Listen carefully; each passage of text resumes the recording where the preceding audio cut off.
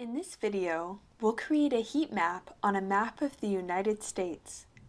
We'll be using the dataset murders.csv, which is data provided by the FBI, giving the total number of murders in the United States by state.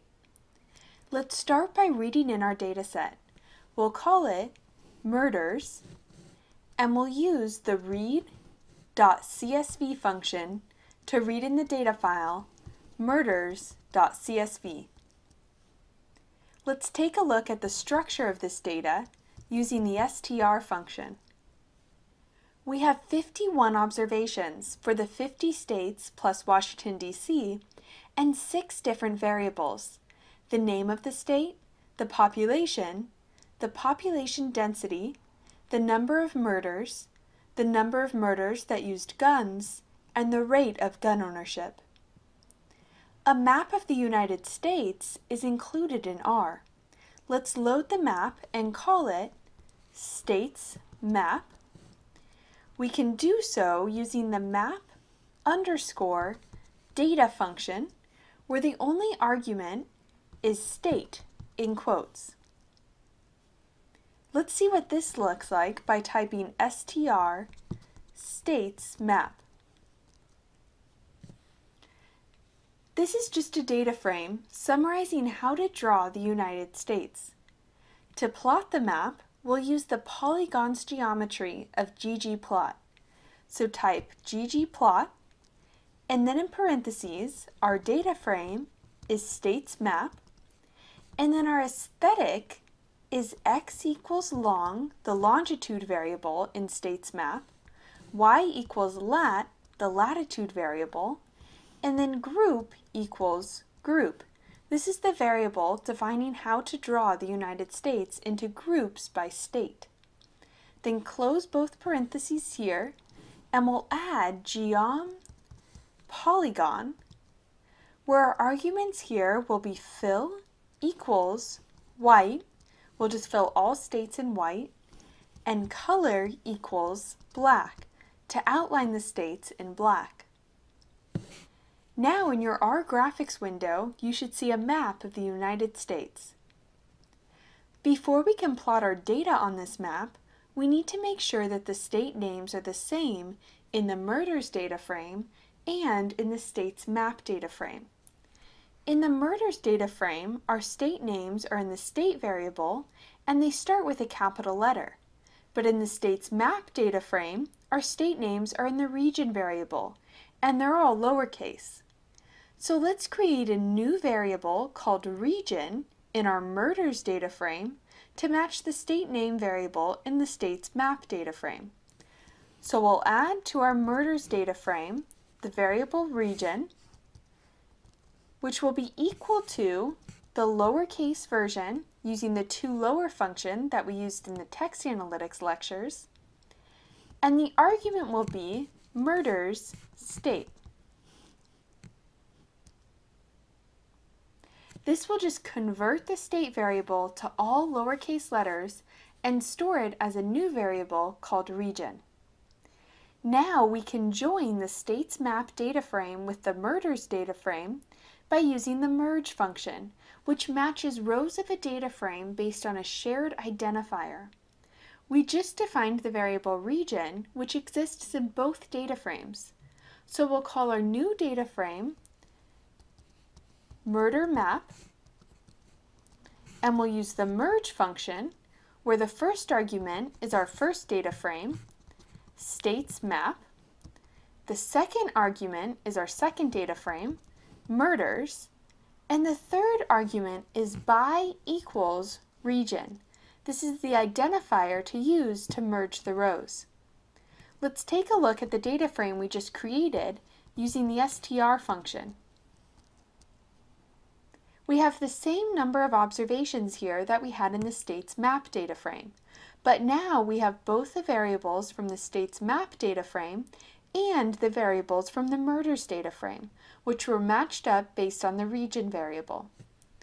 So now let's plot the number of murders on our map of the United States. We'll again use the ggplot function, but this time our data frame is murder map, And in our aesthetic, we want to again say x equals long, y equals lat, and group equals group, but we'll add one more argument this time, which is fill equals murders, so that the states will be colored according to the murders variable. Then we need to add the polygon geometry, where the only argument here will be color equals black to outline the states in black like before. And lastly, we'll add scale, fill, gradient, where the arguments here will put low equals black and high equals red to make our color scheme range from black to red, and then guide equals legend to make sure we get a legend on our plot. If you hit enter and look at your graphics window now, you should see that each of the states is colored by the number of murders in that state. States with a larger number of murders are more red. So it looks like California and Texas have the largest number of murders. But is that just because they're the most populous states? Let's create a map of the population of each state to check. So back in the R console, hit the up arrow, and then instead of fill equals murders, we want to put fill equals population to color each state according to the population variable. If you look at the graphics window, we have a population map here, which looks exactly the same as our murders map. So we need to plot the murder rate instead of the number of murders to make sure we're not just plotting a population map. So in our R console, let's create a new variable for the murder rate.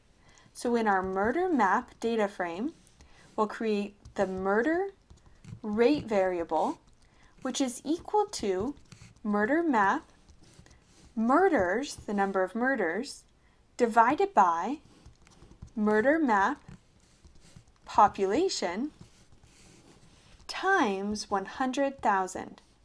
So we've created a new variable that's the number of murders per 100,000 population. Now let's redo our plot with the fill equal to murder rate. So hit the up arrow twice to get back to the plotting command, and instead of fill equals population, this time we'll put fill equals murder rate.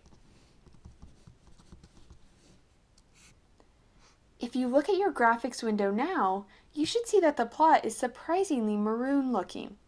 There aren't really any red states. Why? It turns out that Washington, D.C. is an outlier with a very high murder rate, but it's such a small region on the map that we can't even see it.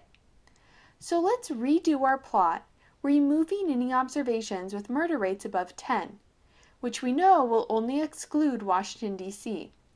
Keep in mind that when interpreting and explaining the resulting plot, you should always know what you did to create it. Removed Washington, D.C. from the data. So in your R console, hit the up arrow again, and this time, after guide equals legend, we'll type limits equals C, and in parentheses, 0, 10, and hit enter.